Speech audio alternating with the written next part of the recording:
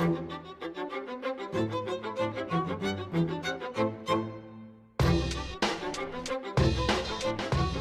to another edition of Straight Shooting Sports Talk, and I'm your host, Dujane Bland. And today we're talking NFL, breaking teams down as we have been the past couple weeks, and we're in the NFC East division.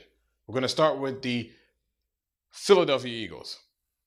Yeah, they hired a whole bunch of guys to come in on that defense and to help them out to make a run for what they thought could be a Super Bowl run, and boy, was that a big flop. You go and get Dominic Rodgers-Cromartie, Nnamdi Asomugha, and that dynamic duo was an epic fail. That secondary has been, over the past couple of years, the sore spot of this football team, and it showed up a lot last year, hence the record being 4-12. This year, in this year's draft, with those guys now out of the picture, Andy Reid out of the picture, Chip Kelly in, they're going to need to secure some solid corners in this year's draft. And I think that's where they could really go, and really don't have to go there in the first part of the draft. For the first time in a long time, they're going to be picking within the first 5 picks. So they have the pick of the litter. They could go either way because they have a lot of needs. But that's the big one. Now, when you look at the defense as a whole, they're switching from a 4-3 to a 3-4, going away from that wide 9 technique. They need a nose tackle. There is not a nose tackle on this football team, and they're going to need a nose tackle, whether it be via draft or later on looking at somebody to solidify that spot so that they can have someone that's going to anchor that defense in the middle. On the offensive side, they're going to need some tackles.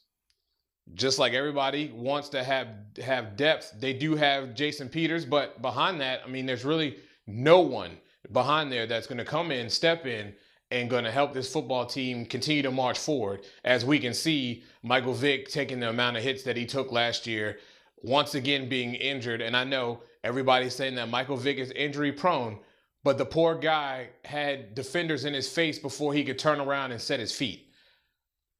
Maybe this changes a little bit with the Chip Kelly offense being able to tailor to Michael Vick. They have a quick running back. They just need to have an offensive line and to solidify some guys on the offensive line to create some cohesiveness so this guy can be better protected. Overall, I don't expect much from the Philadelphia Eagles this upcoming season. You can call it rebuild mode. Next, we take a look at America's team, or what Dallas fans think that is America's team, the Dallas Cowboys. Another 8-8 finish, being punched in the mouth by their division foes twice. Second time knocking them out of the playoffs. And for another year, it appears that Jerry Jones is being Jerry Jones. I mean, where do I start? Offensive line has been a glaring problem for the past couple of years. Hasn't been addressed. We've been band-aiding it together by has-beens and bums that can't seem to hold their own. And hence, Tony Romo goes Tony Romo every year because we have no running game. Now, DeMarco Murray has great potential to be a solid back in this division and in the league. But when you don't have guys that can create holes for you, then you just look like a below average running back. And that's exactly what this offense in the running game has looked like. And once again, I'm going to say that Jerry Jones needs to address the offensive line in the draft. Now, word is they're looking at Eric Winston, I believe it is, Winston, former Kansas City Chief. That could be some great help. But look at me, Jerry. Doug Free is not your answer. He's never been your answer, and he's not your answer this year. Got it? Doubt it. Because you continue to make bonehead decisions. Miles Austin, an older guy, been injured a couple years in a row, and we know that this team, along with the Redskins, are hurting for cap room, and they kept him. Okay, I guess you don't have much of a decision, but you don't have that much money to work with, and safety is a problem. Secondary is a problem. I know that people think by getting Carr was the answer, but I'm sorry, it's not. And it showed. You got butchered by your division foe when the playoffs were on the line. And hence, that whole front seven's getting older, buddy. DeMarcus Ware ain't got too many years left.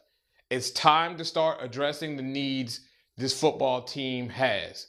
But with these restructuring, they basically kind of backed themselves into a corner to have to restructure Romo's contract. And I mean, who else you going to go get? I mean, we're not going to have Kyle Orton behind center, are we? I mean, at least there's a glimmer of hope with Tony Romo. But next year and the year after could be a catastrophe for this team. They may be sitting on the bottom, fighting with the Eagles. Because that's where it looks like it's panning out. There hasn't been any kind of building for the future here. But there's a lot of needs on this football team. And it starts with the offensive line. Then they just need to get depth on defense. But absolutely have to shore up this offensive line if they want to be successful this year and compete for the NFC East championship. Well, we thank you for watching another edition of Straight Shooting Sports Talk. As always, if you have any comments, leave them at the bottom of our show. We'll keep the dialogue going. Those of you who have, we thank you very much.